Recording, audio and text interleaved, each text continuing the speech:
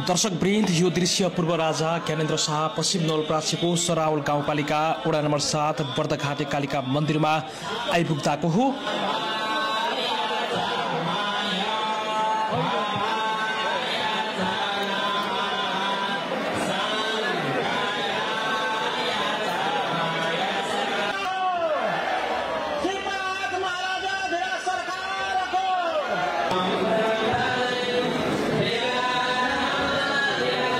कसरी हेर्नु भएको छ? एक थरीले भन्दैछन् हिन्दू राज्य तत्कालै स्थापित गर्छौँ, राज संस्थालाई तत्कालै पुनः स्थापित गर्छौँ। अर्का थरी भन्छन् बेला भएको छैन, हाम्रो परीक्षणै हुन बाँकी छ। संविधान जुन बनेको हो, जुन पहिचानका कुरा हुन्, जुन परिवर्तनका कुरा हुन्, जुन आन्दोलनको तपाईँ पनि अङ्ग हो, हिस्सा हो, त्यसलाई अझै कार्यान्वयन गर्न बाँकी नै छ भनेर भनिरहेको छ। कसरी हेर्नु भएको छ? अब अहिले परिस्थिति के हो भन्ने सन्दर्भलाई लिएर तपाईँले जुन कुरो उठाउनु भयो, मेरो आफ्नो बुझाइमा यो गलत व्याख्या हो होइन। परिस्थिति नेपालको अहिले के हो मेरो बुझाइमा भन्छ भने, यो जो किर्ते सुगौली सन्धि भयो त्यसपछि सुरु भएको जो नव औपनिवेशिकता हो, यो विदेशीहरूको शासन होइन, प्रत्यक्ष अप्रत्यक्ष शासन, यो एउटा उत्कर्षमा पुगेर, त्यसको उत्कर्ष भनेको संविधान हो, उत्कर्षमा पुगेर अब त्यो चाहिँ क्षय अथवा ह्रासको दिशातिर अगाडि बढाएको छ। अब हामी सङ्क्रमण कालमा छौँ र अहिलेको के हुन्छ भने गुलामीको चाहिँ तपाईँको उत्कर्षपछि जो अन्त्यको चरण सुरु भयो र देश एउटा ठुलो विस्फोटको तपाईँको दिशातिर अगाडि बढेको छ। र मैले यो देशको मात्रै होइन, यो विश्व प्रवृत्ति हो। जस्तो विश्वको ध्रुवीकरण हामी जो देख्छौँ नि अहिले होइन, जसरी चाहिँ विश्वको सारा जनमत अर्को दिशातिर उल्ट्यो आज, किन भन्छ भने यो सबै जोडिन्छ। जस्तो यो उदारवाद नवउदारवाद जति चिजहरू विश्वभरि लादिए, यसले जुन बर्बादी संसारमा ल्यायो, यसका विरुद्धमा संसारभरि विद्रोह सुरु भएको छ र त्यसको छाया नेपालमा पनि परेको छ। त्यसकारणले यति बेलाको बहस के हो भन्छ भने एउटा युगको अन्त्यको बहस हो। एउटा युगले जो मूल्य मान्यता र विचार नेपालभित्र ल्यायो नि, जो लादियो, आयातित भयो भनौँ न, त्यसको अन्त्यको मुद्दा हो अहिले। अब यो लडाइँभित्र जसको जसको सकारात्मक भूमिका हुन्छ तिनी एजेन्डाहरू अगाडि बढ्छन्। जस्तो तपाईँले राज संस्थाको कुरा गर्नुभयो, हिन्दू राज्यको कुरा गर्नुभयो, अथवा निरपेक्षता, धर्मनिरपेक्षता, पछिल्लो पहिचानका कुराहरू, परिवर्तनका देशको तपाईँको स्वाधीनता 12 बुँदे पछिको जे परिवर्तन भयो, जे उपलब्धिहरू भनिँदैछ, त्यो उपलब्धिका कुरा हो। यो त क्लाइमेक्स हो। मैले भने नि यो 12 बुँदे के हो भन्छ भने 12 बुँदेलाई मैले दुईटा कोणबाट हेर्छु। एउटा चाहिँ सुगौली सन्धि यताको नव औपनिवेशिकताको उत्कर्षको बिन्दु र अर्को नेपालको विघटन गर्ने जो रणनीति भयो त्यसको प्रारम्भको बिन्दु हो 12 बुँदे होइन। तर 12 बुँदेलाई त नेपालको स्वाभिमानको, नेपालको गौरवको प्रस्थान बिन्दु कोसेढुङ्गाको रूपमा हेरिन्छ नि। अब त्यो हो, उनीहरूले जो यस्तो हुन्छ कुनै पनि चिजलाई सापेक्षतामै हेर्ने हो। जस्तो निरपेक्ष रूपमा, सार्वभौम रूपमा, सर्वसम्मत रूपमा सबैलाई स्वीकारे कुनै पनि शब्द, कुनै पनि चिज हुँदैन होइन। जस्तो प्रजातन्त्र पनि के हो भन्छ भने यसको पनि अर्थ हामीले सापेक्षतामा खोज्ने हो। जस्तो तपाईँले भनेको यो महान उपलब्धि कसलाई हो त भन्छ भने देश लुट्नेहरूलाई हो होइन, देश लुट्नेहरूलाई हो, देशलाई विदेशी एजेन्डामा घुमाउनेहरूलाई हो।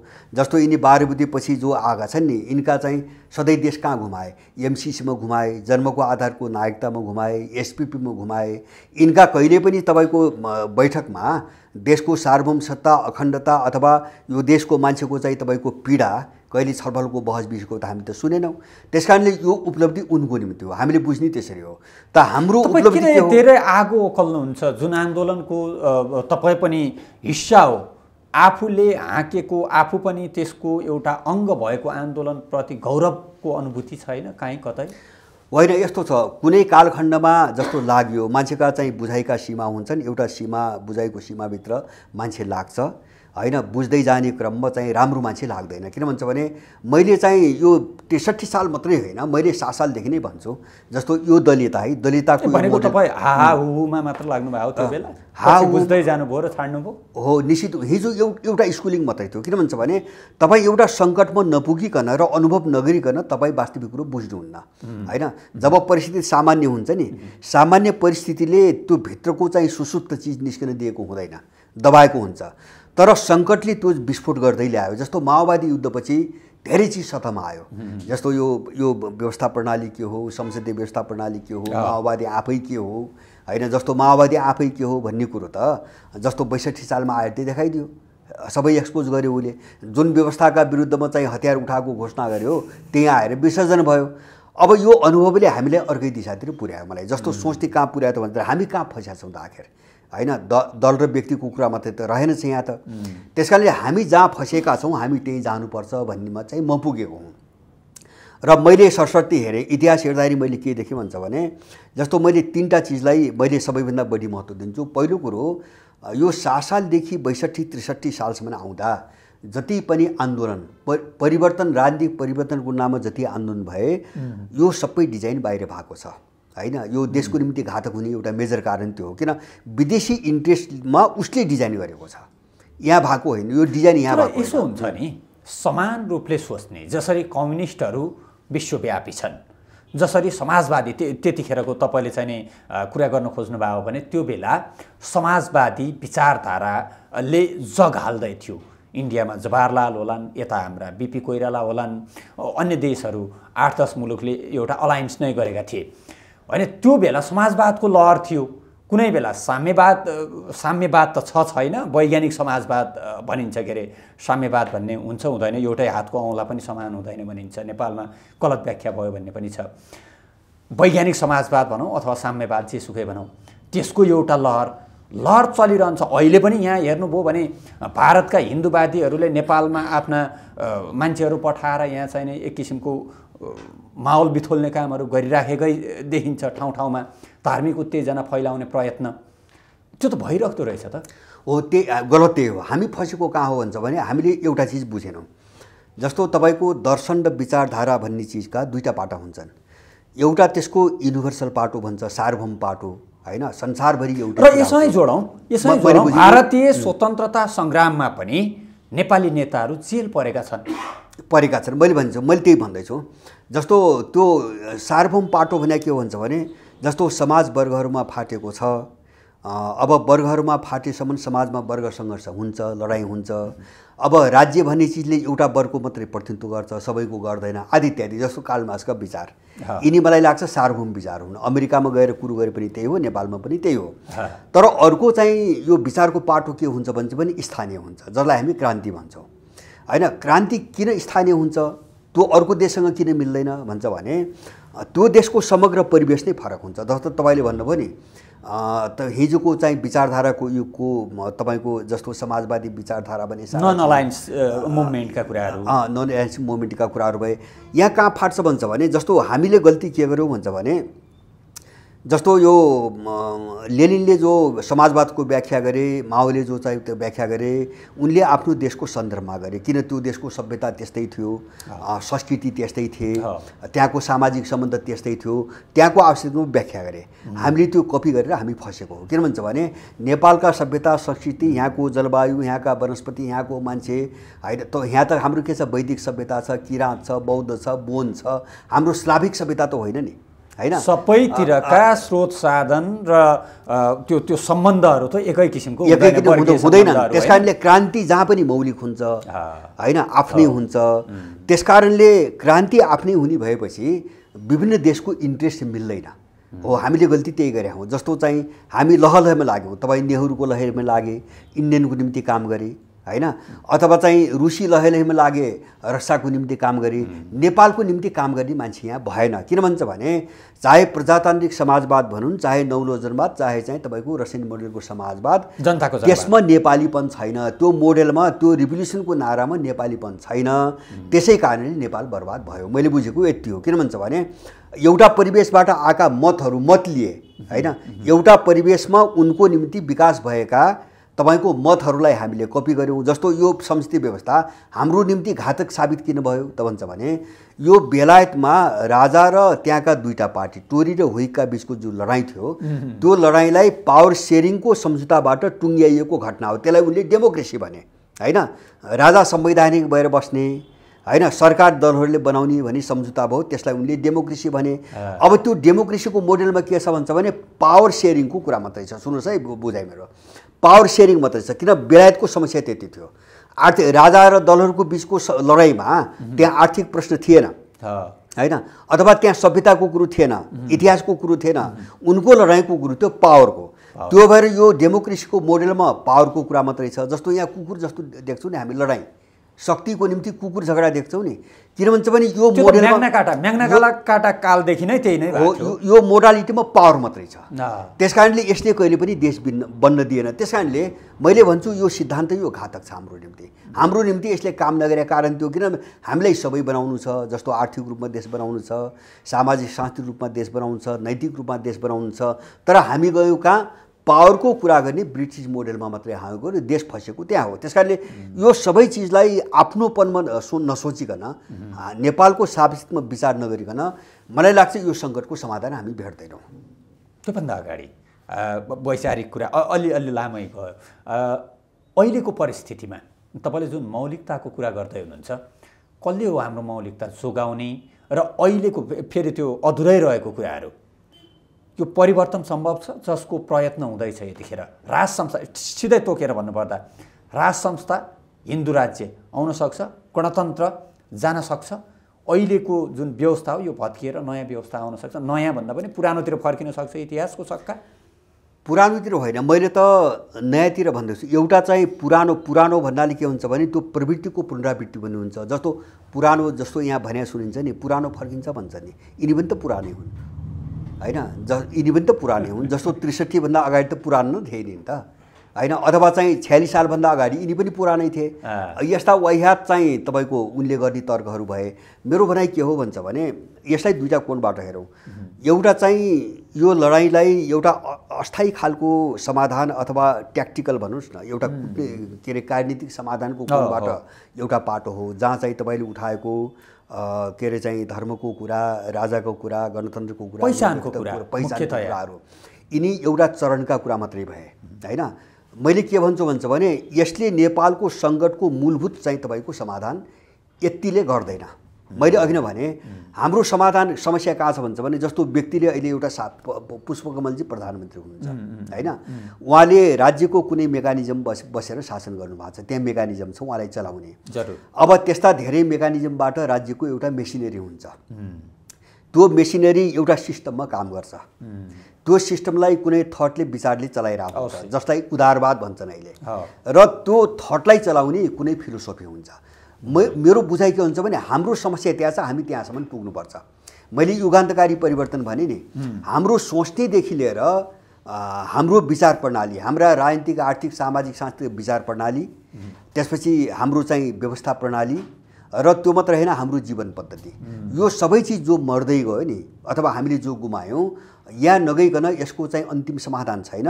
बाँकी तपाईँले भनेको कुरा राजनीतिक एउटा चरणको, जस्तो माथि सिँढी चढ्दाखेरि त खुड्किला पार गर्नु पऱ्यो नि, एउटा खुड्किला पार हुन्छ यसबाट, अहिलेको प्रबन्ध हो, एउटा खुड्किला पार गर्न सकिएला, तर हामी माथिल्लो तलमा पुग्न सक्दैनौँ, यसबाट सक्दैनौँ, किन यो यथास्थितिभित्रै हुने एउटा चरणको लडाइँ हो। मैले त्यति बुझ्छु, एउटा चरणको लडाइँ हो। तर तपाईँ त अब साम्यवादी भन्ने कि त्यो वैज्ञानिक समाजवादी विचारधारा पनि अध्ययन गर्नुभएको व्यक्तित्व, जसरी लेनिनले एकैचोटि छलाङ मार्न खोजे सकिँदो रहेनछ, समाज पनि बिस्तारै अगाडि बढ्नुपर्ने रहेछ, सामाजिक चेतना पनि त्यही किसिमले हुनुपर्ने रहेछ भन्ने कुरा भयो।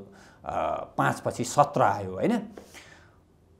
त्यसै गरी मध्यसम्मको यात्रा त यसले तय गर्छ भनेर तपाईँ आफैले स्वीकार गर्दै हुनुहुन्छ भने मध्यसम्म यसलाई हामीले किन स्वीकार नगर्ने? सामाजिक चेतना माथि उठ्दै गएपछि अहिले नै छलाङ मार्ने भन्दा पनि बिस्तारै विकासलाई चाहिँ त्यसपछि गति दिँदा तपाईँहरूको जुन आन्दोलन हो, तपाईँको जुन स्वाभिमानको कुरो गर्नुभयो, तपाईँले जुन पहिचानको कुरो, मौलिकताको कुरो गर्नुभयो र तल परेका वर्गहरूको चाहिँ उत्थानको कुरो गर्नुभयो, त्यसपछि ती कुराहरू उठाउन सकिन्न? होइन, गर्ने नै त्यही हो। जस्तो यो चरणको लडाइँलाई हामीले गर्ने हुन्न भनेको छैनौँ। मेरो भनाइ के हो भन्छ भने जस्तो हाम्रो देशको मूल समस्या के हो भन्छ भने अहिले जस्तो मैले यो सुरुदेखि आयातितपना त भने त्यो अलिकति भेग भयो। जस्तो नेपालको राजनीति यति सङ्कटपूर्ण हुनुका पछाडि दुईवटा शक्ति छन्। एउटा यो विदेशी शक्तिको रणनीतिबाट देश यस्तो भाव हो, उनको चाहिँ अन्तर्राष्ट्रिय चाहिँ लडाइँ, ध्रुवीकरणको लडाइँको कारणले चाहिँ नेपाल यस्तो भयो, त्यो गेम यहाँ खेलियो, र त्यो विदेशी शक्तिले बोकेर आएको भाडाको शक्ति जो अहिले सत्तामा छ। यो दुईटा शक्तिका विरुद्धमा जो आउँछन् उनी सबै बिचमा सहकारी हुनुपर्छ, मेरो स्पष्ट कुरा छ हैन। मैले कृत्रिम रूपमा जस्तो चाहिँ यो मुद्दाबाट चाहिँ निरपेक्ष बसेर अलग बसेर मैले राजतन्त्र गणतन्त्र अब के अरे हिन्दू अथवा धर्मनिरपेक्षता म यो मुद्दामा बहस गर्न चाहन्न, यो गलत हो भन्छु। मैले सापेक्षतामा बहस गर्नु पर्यो भन्छु क्या। यो दुईटाको जस्तो इन्डियन साम्राज्यवाद पश्चिमा साम्राज्यवाद र त्यसले बोकेको जो चाहिँ भाडाको शक्ति छ यहाँ देशभित्र, जो 12 बुँदेको मतियार हो नि, यो शक्तिका विरुद्धमा खुलेर जो आउँछन् उनको बिचमा मोर्चा बन्नुपर्छ, सहकारी गर्ने त्यही हो। तर तिनीहरूसँग टाँसिएर चाहिँ उठाइने मुद्दाहरू हाम्रो देशको निम्ति काम गर्दैनन्। तपाईँले जुन भनिराख्नु भएको छ देश राष्ट्रियता यो कुराहरू सङ्कटमा छ, देशको पहिचान यो सङ्कटमा छ भनिरहनु भएको छ। रुसमा जब आक्रमण भयो त्यो बेला जारका भत्काइएका शालिकहरू पनि टल्काउन लगाइयो, लेनिन जस्ताले टल्काए। राष्ट्रिय शक्तिहरू त सबै एक हुने होला नि, एक ठाउँमा आउने होला नि यदि राष्ट्रियता सङ्कटमा छ भने। अनि सबै ससाना झुन्ड मुन्ड बनाउने, एउटा दायाँ हिँड्ने एउटा बायाँ हिँड्ने, एउटा माथि हिँड्ने एउटा तल लाग्ने, दसतिर फर्केर बस्ने होइन होला। फेरि कम्युनिस्टभित्र पनि त राष्ट्रवादी सोच भएका होलान्, कङ्ग्रेसभित्र होलान्, एमालेभित्र सबैभित्र होलान्। कम्युनिस्ट भन्दाखेरि सबै आए, त्यसरी मिल्दा हुँदैन सबै? होइन, मिल्नुपर्छ। तर मैले भने नि तपाईँलाई जस्तो त्यो राष्ट्रिय शक्ति भने के त त्यो परिभाषित हुनु पऱ्यो नि। नेपालको यति बेलाको सन्दर्भमा इन्डो पश्चिमा शक्ति जसले नेपालको भूराजनीति यस्तो बनायो हैन, भूराजनीति यस्तो बनायो भनेर मैले उनलाई किन भनेको भन्छ भने म 47 सालदेखि केही घटनाहरू हेर्छु मैले हैन।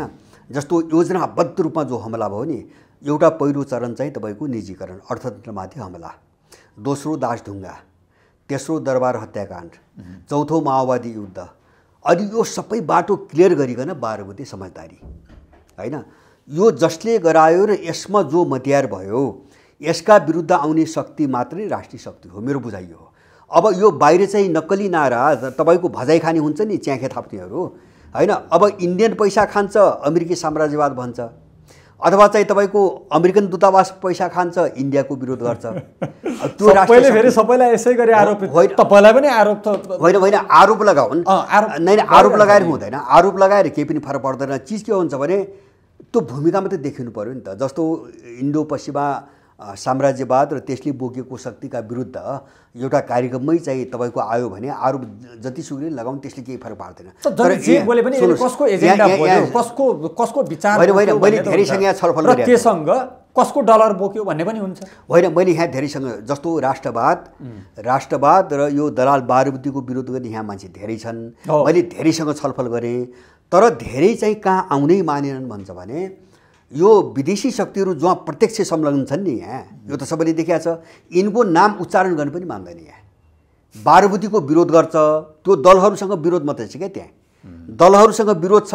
तर 12 बुँदेमा दलहरूलाई ल्याउने शक्ति को हो भन्न ऊ तयार छैन, किन उसकै दलाली गरेर फेरि ऊ सत्ता हत्याउनु खोजिरहेछ। त यस्ता खालका चिजहरू चाहिँ त्यस बेला मात्रै साफ हुन्छन् जब कार्यक्रममै हैन त्यो अन्तर्राष्ट्रिय शक्ति र त्यसले बोकेको शक्तिको विरुद्धमा जान तयार हुन्छन्। उनीहरू चाहिँ राष्ट्रिय शक्ति हुन् हैन। जो बोल्दैनन्, एउटा पाटोमा बोले जस्तो गर्ने अर्को पाटोमा नबोल्ने, तिनी छद्मवेशी हुन्। त्यसकारणले गर्दाखेरि राष्ट्रिय शक्ति भनेर बाहिर जो कराउँछन् सबैलाई समेट्न सक्ने स्थिति छैन। यो भ्रम नेपाली फस्या छ। त्यसकारणले गर्दाखेरि हामीले देशलाई साँच्चीकै निकास दिने अथवा चाहिँ तपाईँको मान्छेको चाहिँ यो पीडाको सेन्टिमेन्ट भजाएर हैन अब यिनलाई सरकारबाट हटाएर आफू मन्त्री हुने कुरा मात्रै हो। हामी त्यो खेलमा किन फस्ने, फेरि किन फस्ने, कसैलाई फेरि मन्त्री बनाउनको निम्ति त्यो खेलमा हामी किन फस्ने? जस्तो मूलभूत रूपमा हो, जस्तो देशले यो समस्याबाट चाहिँ मुक्ति पाउँदैन, अथवा यो देशको नागरिक जुन हालत छ नि, 1 करोडभन्दा बढी मान्छे बाहिर पलायन भइसके, उनीहरू देशबाट फर्कन पाउँदैनन् र देशको विकासै हुँदैन भने त्यो सत्ता परिवर्तनको बाटोमा हामी किन लाग्ने? अत्यन्त राम्रो कुरा गर्नुभयो, राम्रो कुरा गर्नुभयो। यो भूमिका, यो जसरी विदेश पलायनको कुरो छ, बेरोजगारीको कुरा छ, असमानताको कुरो छ, सामाजिक विभेदको कुरो छ, वर्ग विभेदको कुरो छ, यो कुराको भूमिका पहिलादेखि नै बाँधिँदै समस्याहरू थिग्रिँदै यहाँसम्म आइपुगेको हो कि 12 बुँदे पक्षधरहरू पावरमा आइसकेपछि एकाएक उत्पत्ति भएको किनभने अहिले राजावादीहरूका कुरा गरौँ चाहे हिन्दूवादीहरूका कुरा गरौँ, उनीहरूले भन्ने के हो भने तपाईँले सङ्केत मात्र गर्नुभयो जस्तो यहाँ दुःख छ, पीडा छ, समस्यामा छन्, सङ्कटमा छन्, विदेशिएका छन्, यहाँ रोजगारीको अवसर छैन, गरी खाने कुनै माहौल छैन भनेर भनिरहेका छन्। यो समस्याहरूको मूल जड कहाँ हो, सुरुवात कसरी भएको होइन? कालै उत्पत्ति हो। मैले तपाईँलाई भने 12 बुँदे उत्कर्ष हो, मैले अघि नै भनिसकेँ होइन। 12 बुँदेबाट सुरु भएको बिल्कुल झुट कुरा हो यो। 12 बुँदेबाट मात्रै यो सङ्कट आयो भन्नेहरू तिनी सत्ताको आकाङ्क्षी मात्रै हुन्। मैले अघि नै भने 12 बुँदेको अन्ततः एक चरणको समाधान मात्रै हो, प्रारम्भिक चरण हो त्यो होइन। मैले दुईटा कुरा तपाईँलाई राख्छु।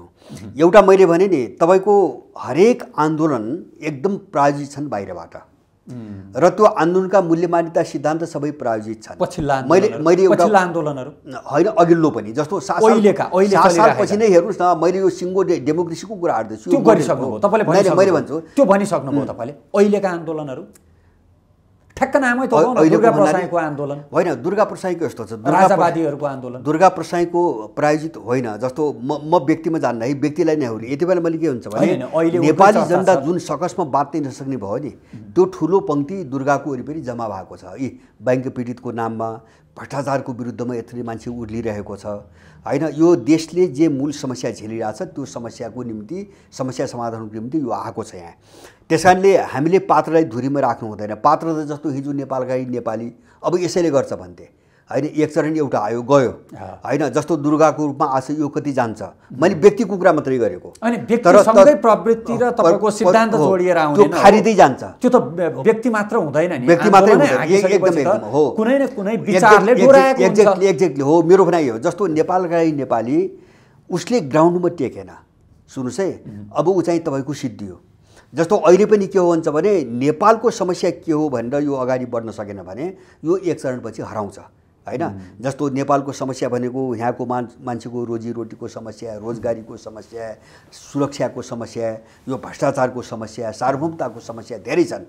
यो मुद्दालाई चाहिँ सम्बोधन गरेर अगाडि बढ्न सक्यो भने यसलाई कसैले ढाल्न सक्दैन होइन। अलिकति पछाडि फर्केला, दमनले फर्केला, तर यो चाहिँ मेटिँदैन होइन। गलत ढङ्गले बहक्यो, पपुलिस्ट मुद्दामा गयो अथवा चाहिँ आधारभूत चिराबाट बहक्यो भने यो सिद्धिन्छ। त्यस कारणले गर्दाखेरि यसले अर्को रूप लिन्छ। जस्तो हिजो नेपालका नेपाली भन्दा त यो त भयानक भयो नि, मान्छेले त केही त सिकेछ नि। अब यो चाहिँ तपाईँको अगाडि बढेन भने यसबाट अर्को कुरा सिक्छ, अनुभव हासिल गर्छ, कमी कहाँ भयो, कमजोरी कहाँ भयो, आन्दोलन परिमार्जन हुँदै जाने हुन्। त्यस कारणले मैले यसलाई प्रायोजित मान्दैन। जस्तो कतिपय मान्छे भनेका छन् नि होला, घुसपेट गर्न खोजेका छन्। जस्तो इन्डियनहरू एक ढङ्गबाट घुसपेट गर्नु खोजेका छन्, अरू पनि खोज्या होला नि, त्यसलाई अन्त लाग्नु कोसिस, त्यो सबै छ। तर यसको उत्थान चाहिँ तपाईँको प्रायोजित होइन, मैले त्यो भन्न खोजेको होइन। मैले तपाईँले अघि नै भन्नुभयो नि, जस्तो 12 बुँदेको अन्त्य मात्रै समाधान किन होइन भन्छ भने म दुईवटा कुरा भन्छु। दुईवटा कुरा, एउटा त मैले अघि नै भने 7 सालदेखिकै जग हाम्रो खतरनाक छ प्रजातन्त्रको नाममा, सुन्नुहोस् है।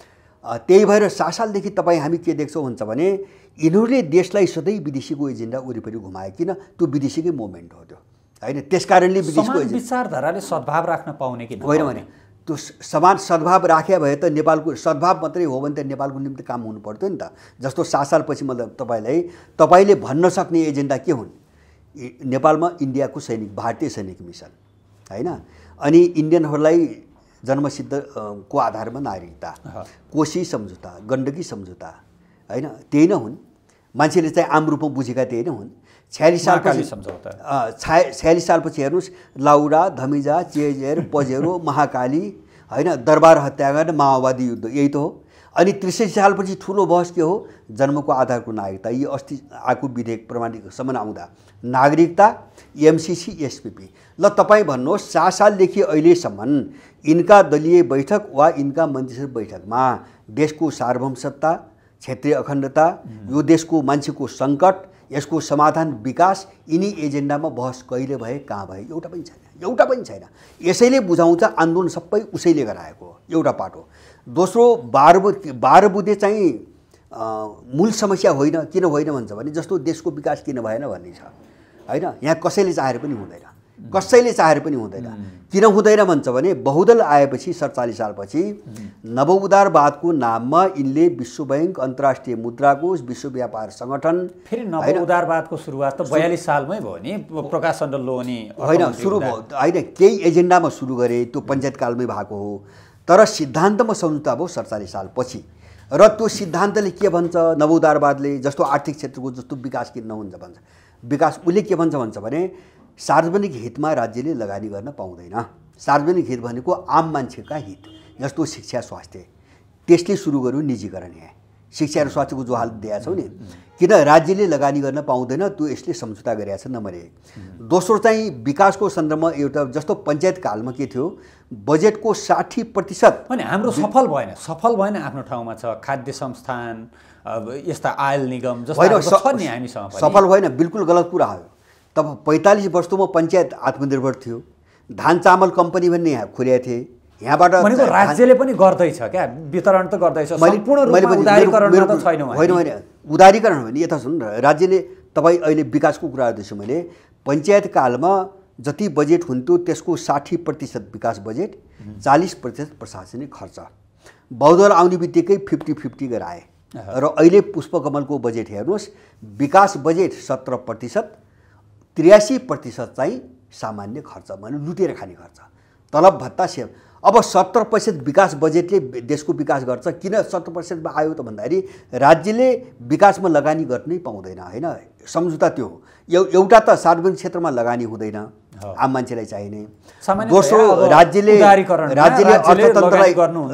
अर्थतन्त्रलाई त्यो माहौल बनाइदिने हो, राज्यले अर्थतन्त्रलाई संरक्षण दिन पाउँदैन, दोस्रो सम्झौता संरक्षण दिन पाउँदैन। र तेस्रो जति ऋण र अनुदान हुन्छ त्यो उनले तोकेको सेक्टरभन्दा बाहिर विनियोजन गर्न पाउँदैन। त्यही भएर जस्तो हामीसँग भएको स्रोत साधनमा लगानी किन गर्दैन राज्यले, त्यो उसँग एग्रिमेन्ट हो बहुराष्ट्रिय कम्पनीसँग। जस्तो हामीसँग राज्य नियन्त्रित व्यवस्था हुनु पर्यो, राज्य नियन्त्रित होइन, राज्य संरक्षित त हुनु पर्यो नि त। अर्थतन्त्र चाहे निजी सेक्टरको होस् चाहे सरकारले चलाएको होस्, त्यसलाई राज्यले संरक्षण नगरिकन देश काम लाग्छ होइन। कमसेकम त्यसको मूल्यको ग्यारेन्टी हुनु पर्यो, बजारको ग्यारेन्टी हुनु पर्यो, त्यो उत्पादन जो छ त्यसलाई हानि नोक्सानी गर्ने हुने गरी चाहिँ आयात रोक्नु पर्यो, त्यही सामान रोक्नु पर्यो।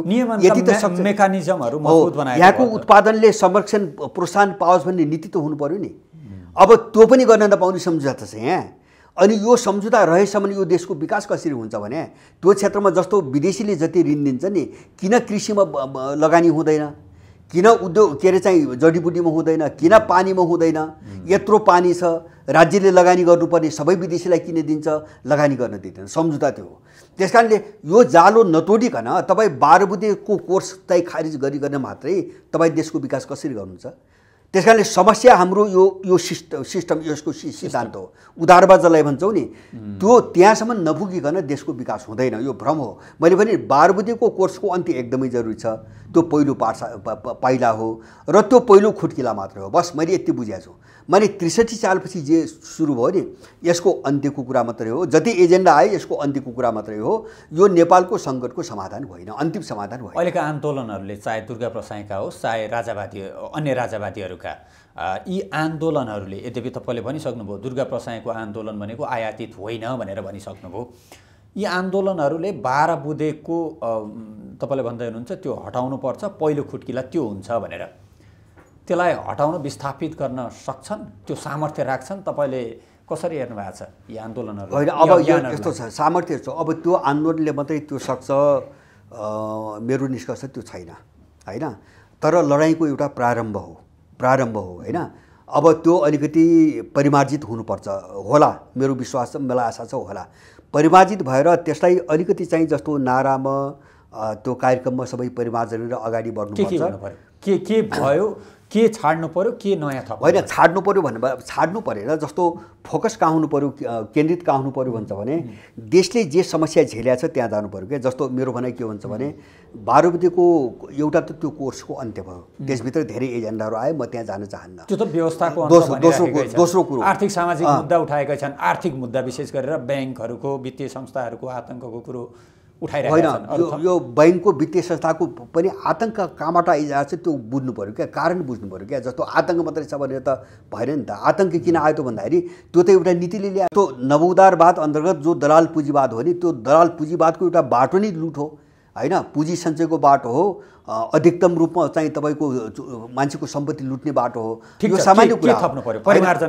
परिमार्जन जस्तो चाहिँ एजेन्डा छोडेर है, एउटा एजेन्डा त 12 बुँदेको कोर्सको अन्त्य भयो, अहिले त्यसभित्र आउने एजेन्डा भइदियो, त्यो त आइसक्यो। व्यवस्था परिवर्तन भनेपछि त्यो सबै दोस्रो कुरा हाम्रो खुला सिमाना बन्द गर्नुपर्छ।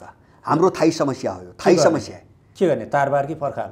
तारबार र पर्खाल पर्दैन, सिमाना बन्द गरेर भिसा र पासपोर्ट सिस्टम लगाइदिए पुग्यो नि त। इन्डियनहरू चाहिँ तपाईँको सारा अपराधको स्रोत पनि खुला सिमाना हो र जनसङ्ख्या अतिक्रमणको स्रोत पनि खुला सिमाना हो। इन्डियन अत्याचारको यो सारा कारण पनि खुला सिमाना। नियमन गरे हुँदैन, त्यसले त फेरि फाइदा पनि गरेछ नि। वारीबाट पारी जाने, पारीबाट वारी आउने, उताको बिहेको सम्बन्धहरू यता यताको किन यो अतिरिक्त रोजगारीका लागि उताबाट यताबाट उता सबै थोक छ। रोटी बेटी बिहे भने यो इन्डियन दलालहरूको भाष्य हो यो होइन। इन्डियासँग जति विवाह गर्छन् मलाई लाग्छ त्योभन्दा बढी अन्त देशसँग हुन्छ। अहिले युरोपमा अमेरिकामा विवाह गर्ने मान्छे कम छन् होइन।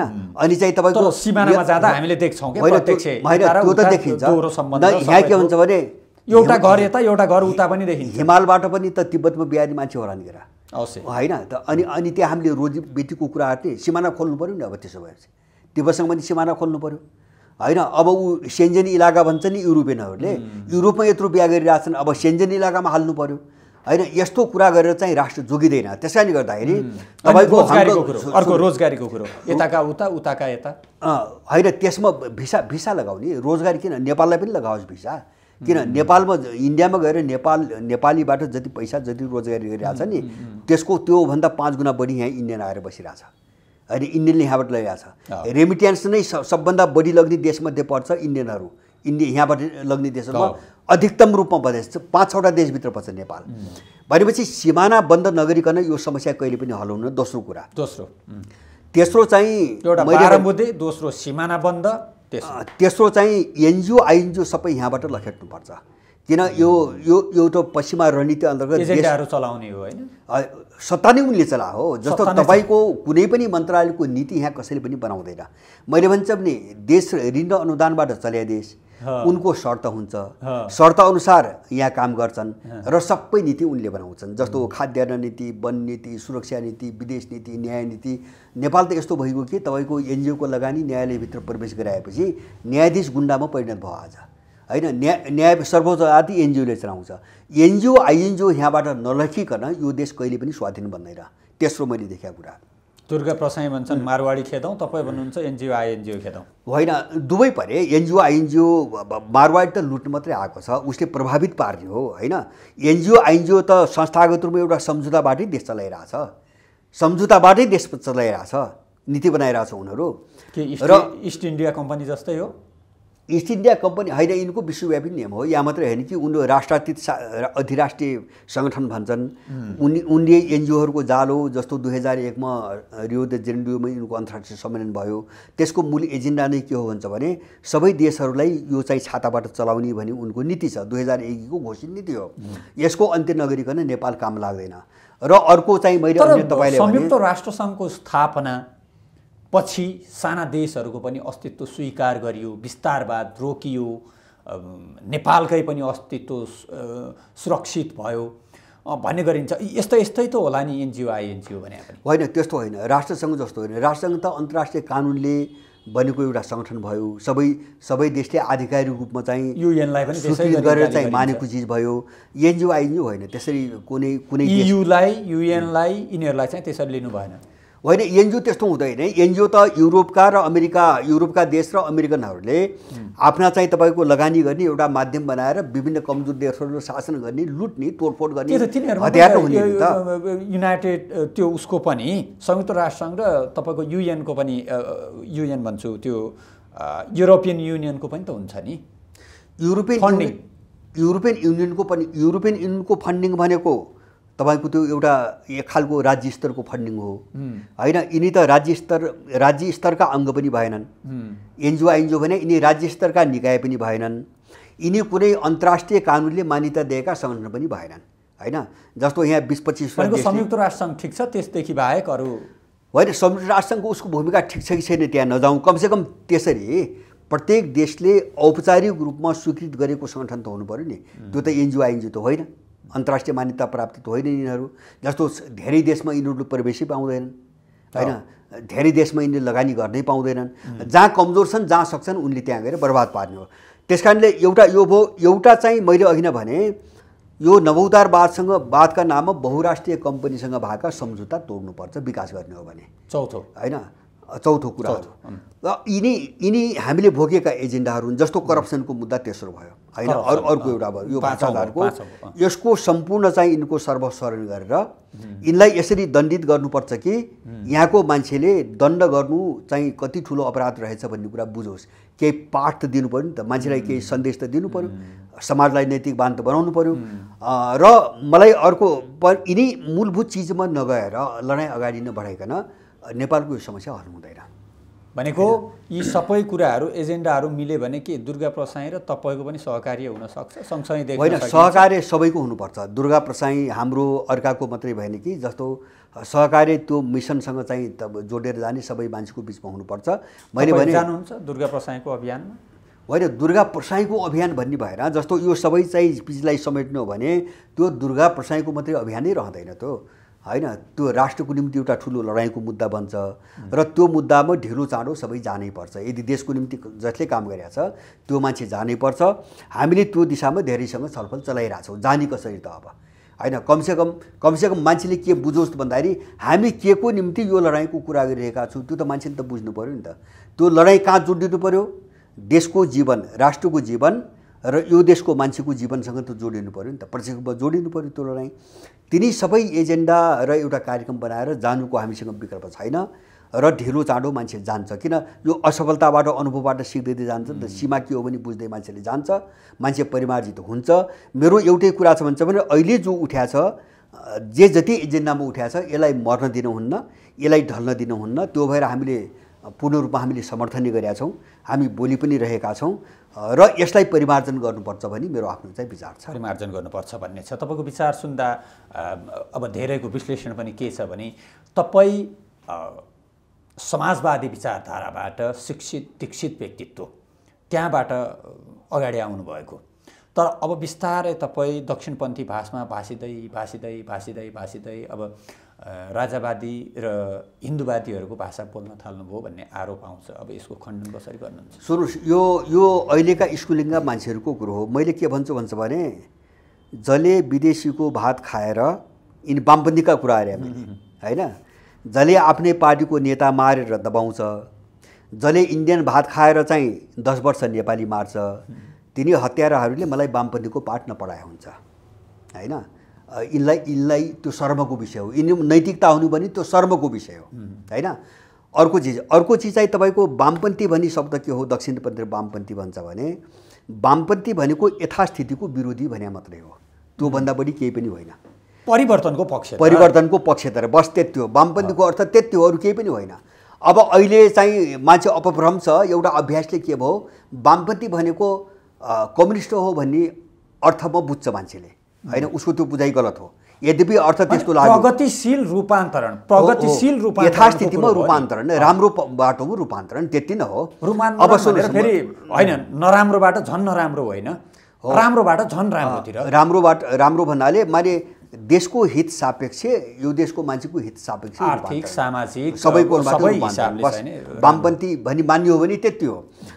अर्को चाहिँ तपाईँले भने जस्तो मेरो भनाइ के हुन्छ भने जस्तो समाजवाद भन्नुभयो नि, समाजवाद भन्ने शब्द समाजको भलाइसँग सम्बन्धित छ, आम समाजको प्रतिनिधित्व गर्ने माने छ। यद्यपि प्रयोग कस्ता के भए, अब लोकतन्त्र पनि त्यही हो नि, लोकसँग जोडिएको छ हो त्यो, तर जो प्रयोग भए त्यो समाजवादसँग सम्बन्धित छ कि छैन भन्ने अर्को पाटो हो होइन। जस्तो अब मैले अभ्यासमा पुँजीवादै भयो, त्यो व्यक्तिको चाहिँ तपाईँको राज्य प्रणाली हो होइन, व्यक्ति सर्व। अब समाजवादको जो अभ्यास भयो नि, मैले के देख्छु भने हामीले अहिले उठाएको मुद्दा के हो भन्छ भने समाजवादको नाममा जो प्रयोग भए तिनी नाम त समाजवाद राखिए, तर त्यहाँ समाजको मान्छे छ नि त्यो कामदार मात्रै सीमित रह्यो। त्यो कहिले पनि तपाईँको राज्यको अधिकारी बन्न सकेन, राज्यमा निर्णायक रहन सकेन, त्यो कामदारै भयो होइन। कामदारको रूपमा गाँसबास कपासको ग्यारेन्टी भयो, तर त्यो कामदारै भयो। त्यसैले मेरो अहिले हामीले यो त सुरुवात हो नि त, यो पाक्नु पर्यो, फल्नु पर्यो, फुल्नु पर्यो, पाक्नु पर्यो, त्यो मोडेल त्यसपछि झर्ने हो अनि नयाँ आउने हो। होइन, त्यो मोडेलै गलत भयो। जस्तो समाजवादको प्रयोगको मोडेलै गलत भयो। हाम्रो कुरो के हो भन्छ भने अहिले जस्तो हामीले उठाएको कुरो समाज केन्द्रित विचारधारा र व्यवस्था प्रणाली त्यही अनुसारको भनेको छौँ। जस्तो शासन प्रणालीमा हामीले स्थानीय स्वशासन, पूर्ण अधिकारसहितको स्थानीय स्वशासन भनेका छौँ। अब ग्रास रुटमा जसलाई अहिले पालिका भन्छ नि, त्यसलाई सम्पूर्ण रूपमा निर्णय गर्ने शक्ति नदिएर चाहिँ तपाईँको अब त्यो राजनीतिक रूपमा त्यो तलको मान्छे चाहिँ निर्णायक भन्दैन, कहिले पनि भन्दैन होइन। बाँकी त बिचौलिया हुन्। जस्तो केन्द्र प्रदेश भने त त्यो ग्रास रुटको मान्छेको प्रतिनिधित्व गर्दैन नि यसले। माओवादी फेल खायो। माओवादीले पनि अब जस्तो पहिला एउटा माओवादीले पनि भन्थ्यो, मधेस आन्दोलनताका स्वायत्त मधेसका कुरा पनि थिए, त त्यो त फेल खाइसक्यो नि। होइन, फेल त्यो जातीय प्रान्तीय होइन, यो त विदेशी एजेन्डा थिए। यो विदेशी एजेन्डा थिए, नेपाललाई धुमाल नोक्दिएका एजेन्डा थिए। यो सफल पनि सम्भावना थिएन, किन नेपालको यथार्थ एकातिर थियो, यिनले अगाडि बढाउनु खोजे एजेन्डा अर्कोतिर थियो। कहाँबाट सफल हुने, धरातलले नभएपछि सफल हुँदैन। र दोस्रो मैले भने स्थानीय स्वशासनपछि हामीले जस्तो आर्थिक विकासको क्षेत्रमा हामीले के भन्छ भने हामीले सामुदायिक अर्थतन्त्रको मेरुदण्ड मुख्य रूपमा सामुदायिक अर्थतन्त्र, माने समुदाय जो तल छ होइन, जसलाई अहिले हामी गाउँ भनी बुझौँ अथवा पालिका भनी बुझौँ अथवा एउटा जिल्ला भनी बुझौँला, त्यसको कन्सेप्ट म अहिले जान्न। त्यो समुदायले के उत्पादन गर्ने, कसरी गर्ने, त्यसको मार्केटिङ कसरी गर्ने, त्यसको आवश्यकता के हो, सारा चिज निर्णय गर्ने त्यही समुदायलाई हुनुपर्छ। त्यो विकास समुदायको अर्थतन्त्रमा हस्तक्षेप कसैले गर्न पाउनु हुँदैन। अझ यसो भन्न मिल्छ, सच्याउनु होला मिलेन भने, लाइनको जो अन्तमा छ सबैभन्दा पहिला त्यसको उत्थान। जस्तो उत्पादनमा पनि के, जस्तो काठमाडौँलाई एउटा समुदाय मानौँ एकछिन, माने यहाँ के उत्पादन गर्ने, त्यो त त्यसको जे आवश्यकता छ त्यो न गर्छ होइन। अहिले यहाँका मान्छेको आवश्यकताबाट उत्पादन त हुँदैन, यो त पुँजीको निम्ति उत्पादन हुन्छ। यहाँ त पुँजी सञ्चयको हिसाबबाट उत्पादन हुन्छ। हामी कहाँ जानुपर्छ, हामीलाई जे चाहिएको छ मान्छेले त्यही गरोस्। त्यस कारणले त्यो छनौट गर्ने र त्यसलाई अगाडि बढाउने राइट जबसम्म त्यो समुदायलाई हुन्न तल, तबसम्म त्यसको विकास कहिले पनि हुँदैन। हामी यो मोडेलमा गएका छौँ। त्यस कारणले हाम्रो चाहिँ जो तपाईँले समाजवाद भन्नुभयो त्यसको जो प्रयोग देखियो त्योभन्दा उच्च स्तरको समाजवादको प्रयोग हो, ताकि सम्पूर्ण अधिकार त्यही समुदायलाई हो। समुदाय भने त समाज हो, समुदाय सबै मिलेर समाज बन्ने हो। त्यस कारणले त्यो सामुदायिक अर्थतन्त्रमा जाने हामी कुरो गरेका छौँ, जसको प्रयोग समाजवादमा पनि भएन। मैले भने समाजवादमा मान्छे कामदार भयो, पुँजीवादमा दास भयो। पुँजीवादमा बिल्कुल दास भयो, समाजवादमा कामदार मात्रै भयो। त्यस कारणले गर्दा त्योभन्दा माथि मान्छेलाई कसरी उठाउने, समुदायलाई कसरी उठाउने। त्यस कारणले हाम्रो जो समुदाय कि हाम्रो तृणमूल नेपालको एउटा मुद्दा समाज केन्द्रित विचारधाराको विकास होइन, त्यो पनि आफ्नो मौलिकतामा समग्रमा कुरा गर्दा हाम्रो आफ्नो स्कुल अफ थट के हो। जस्तो नेपाललाई अगाडि बढाउने हाम्रो आर्थिक, राजनीतिक, सामाजिक, सांस्कृतिक, नैतिक विचारधारा के हो, हामी त्यहाँ जानुपर्छ। हामी यो आयातित सबै फ्याँक्नुपर्छ र त्यसलाई व्यवहारमा जाँदाखेरि जो सिस्टमको कुरा आउँछ, सिस्टमको कुरा आउँदाखेरि त्यो समुदायलाई मजबुत राजनीतिक रूपमा, आर्थिक रूपमा, सामाजिक, सांस्कृतिक रूपमा समुदायलाई मजबुत कसरी गराउने, हामी त्यहाँ केन्द्रित छौँ। र त्योभन्दा अर्को चाहिँ देशलाई चाहिँ अगाडि बढाउने, एउटा समृद्ध बनाउने अर्को बाटो छैन। जस्तो कुनै पनि पार्टीका, कुनै पनि विचारधाराका, सङ्गठनका अल्पकालीन, तात्कालीन, मध्यकालीन, दीर्घकालीन योजनाहरू हुन्छन्। तपाईँको अन्तिम गन्तव्य जे भन्नुभयो 3-4वटा एजेन्डाहरू त्यो होला। तर अहिले जुन किसिमको अलमल देखिँदैछ, अन्यल देखिँदैछ, एउटा चाहिँ नै चक्कालाई इतिहासतिर फेरि फर्काउने प्रयत्न, अर्को चाहिँ रोक्ने प्रयत्न।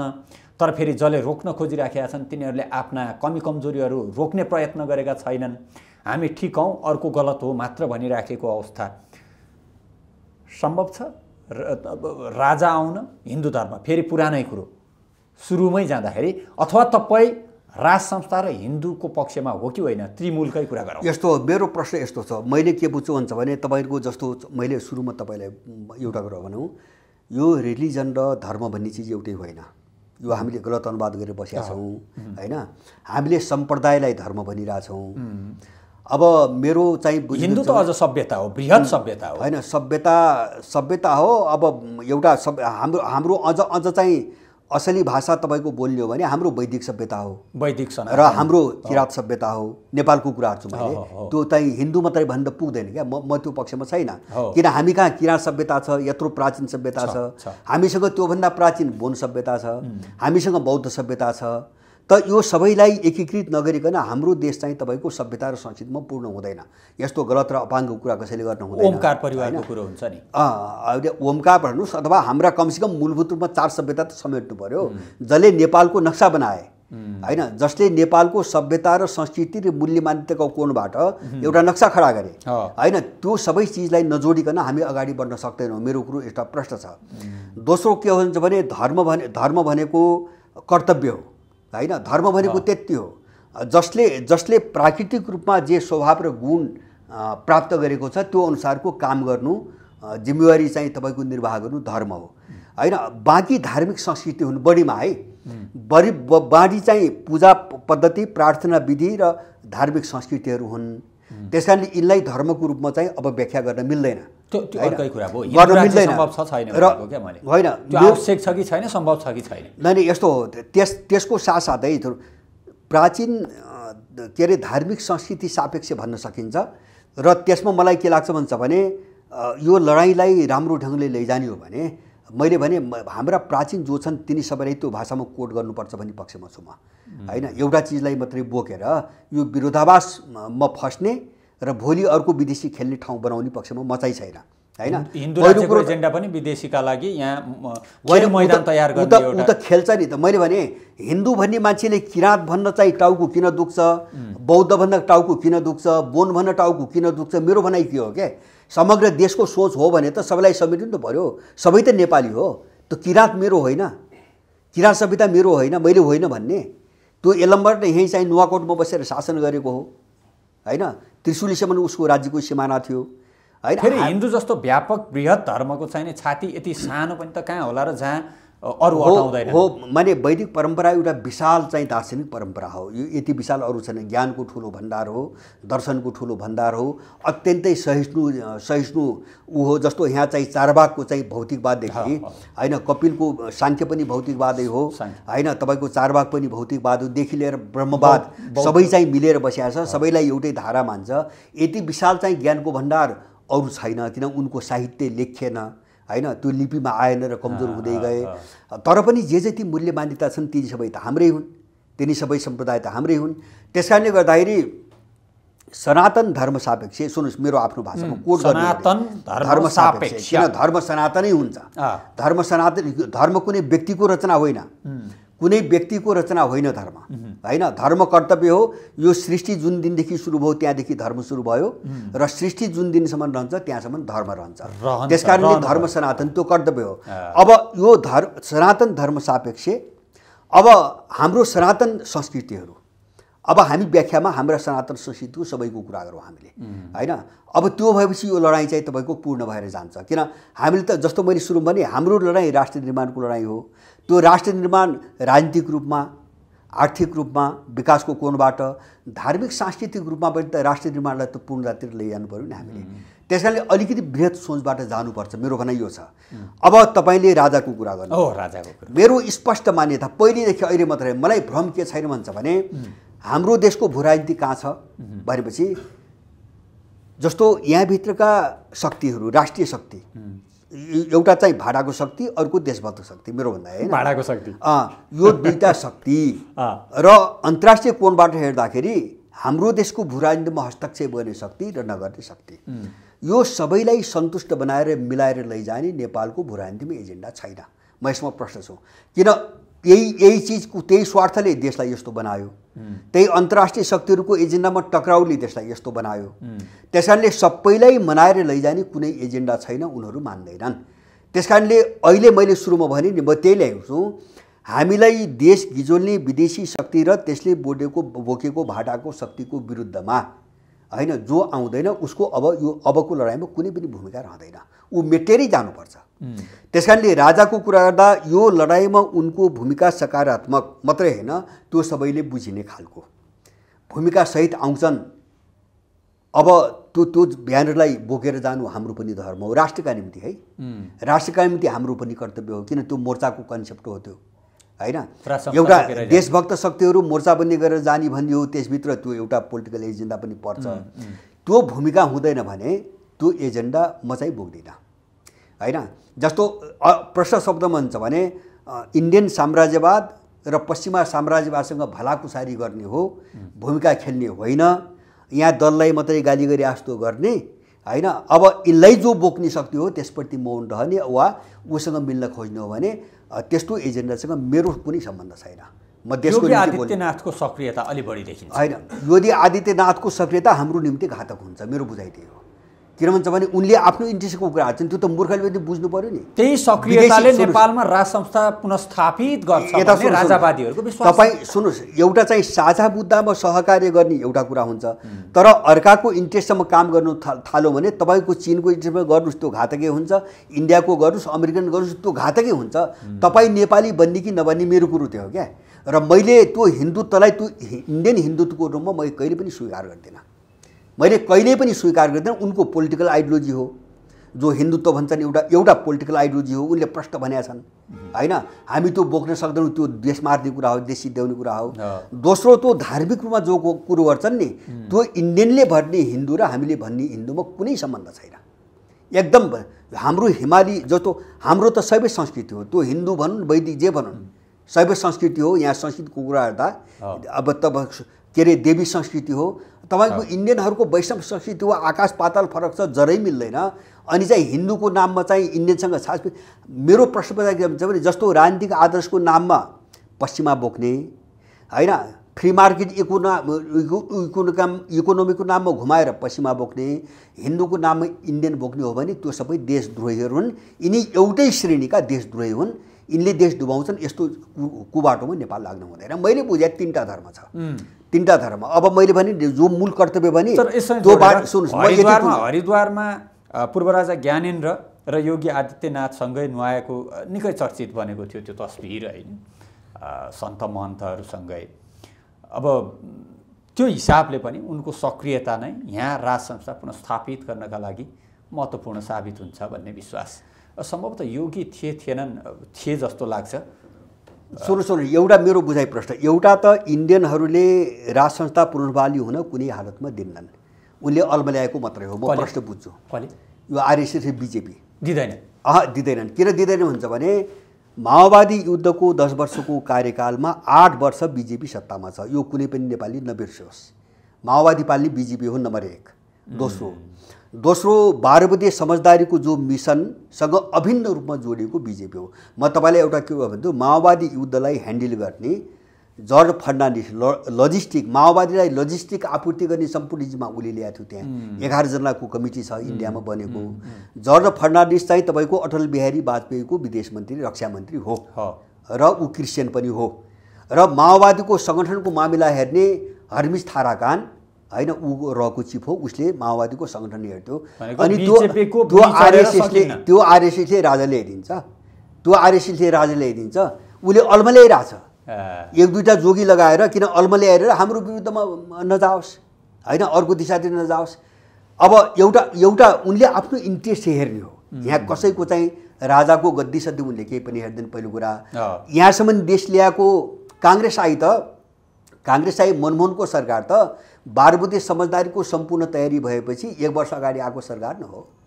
ब्याकग्राउन्डमा त सबै बिजेपी छ। अनि बिजेपीले राजा ल्याउँछ, अटल बिहारी छ, एउटा पाटो। दोस्रो पाटो के हुन्छ भने विदेशीले राजा ल्याउने हो भने त्यो राजा हामीले अस्वीकारै गर्नुपर्छ। अब देशको निम्ति लड्ने हो भने है होइन, जनता बलमा आउनु पर्यो नि त, जनतामाथि विश्वास गर्नु परेन होइन, देशको सङ्कटसँग जुझ्नु परेन। त्यही फर्किनुको निम्ति इन्डियन गुहार्ने अथवा फर्किनुको निम्ति चाहिँ त्यही अमेरिकन युरोपियन गुहार्ने हो भने त्यो कुनै पनि पात्र मलाई चाहिएको छैन। म चाहिँ त्यो स्वीकार गर्दिनँ, मैले त्यो विरोधै गर्छु। त्यस कारणले गर्दाखेरि हाम्रो के भने हाम्रो सङ्कटको सन्दर्भमा कसको भूमिका के हो हामी त्यहाँ जाउँ होइन। मैले बारम्बार भनेको छु त्यो हिसाबले हो भने ठिक छ, सकारात्मक भूमिका हुन्छ भने राजा मान्न तयार, राज संस्था मान्न तयार होइन। त्यो भूमिका हुँदैन भने म त्यो बाटोमा चाहिँ लाग्दिनँ। म कहिले पनि त्यो गल्ती मैले चाहिँ गर्दिनँ। हस्, धन्यवाद यो महत्त्वपूर्ण समयका लागि। हजुर धन्यवाद।